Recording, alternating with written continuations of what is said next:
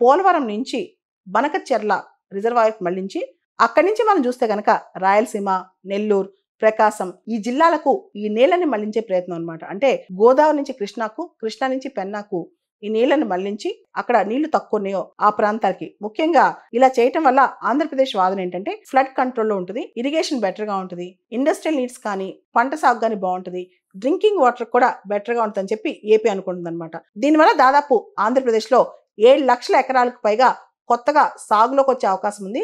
Already సాగులో ఉన్న 22 లక్షలకు పైగా ఎకరాల్లో ఎటువంటి నీటి ఎద్దడి రాకుండా ముందుకు సాగొచ్చు అనమాట. ముఖ్యంగా ఆంధ్రప్రదేశ్లో ఏదైతే బనకచెర్ల గోదావరి ప్రాజెక్టు వల్ల 80 లక్షల మందికి డ్రింకింగ్ వాటర్ వస్తుందంట. దాంతోపాటు ప్రకాశం, నెల్లూరు, రాయలసీమలో వాటర్ స్కేర్సిటీ నీటి ఎద్దడి ఏదైతే ఉందో అది తగ్గుద్దంట. దాంతోపాటు కొత్తగా పెట్టే ఇండస్ట్రీస్ కూడా, ఆల్రెడీ ఎగ్జిస్టింగ్ ఇండస్ట్రీస్ కూడా వాటర్ అనేది సరిపోద్దంట. దాంతోపాటు గోదావరి నదిలో దాదాపు సంవత్సరంలో 90 నుంచి 120 రోజుల పాటు సర్ప్లస్ వాటర్ ఉంటుంది. ఇదంతా సర్ప్లస్ వాటర్ అంతా మళ్ళిస్తున్నామని చెప్పి, అంటే ఆంధ్రప్రదేశ్ ప్రభుత్వ వాదన ప్రకారం ఏదైతే ఎక్సెస్ వాటర్ ఉందో, వేస్టేజ్ వాటర్ ఉందో గోదావరి నదిలో వెళ్ళి సముద్రంలో కలిసిపోద్దో అది రాయలసీమకి, నెల్లూరుకి, ప్రకాశంకి పంపిస్తే అక్కడ వాటర్ స్కేర్సిటీ తగ్గుద్ది అని చెప్పి వాళ్ళ వాదన అనమాట.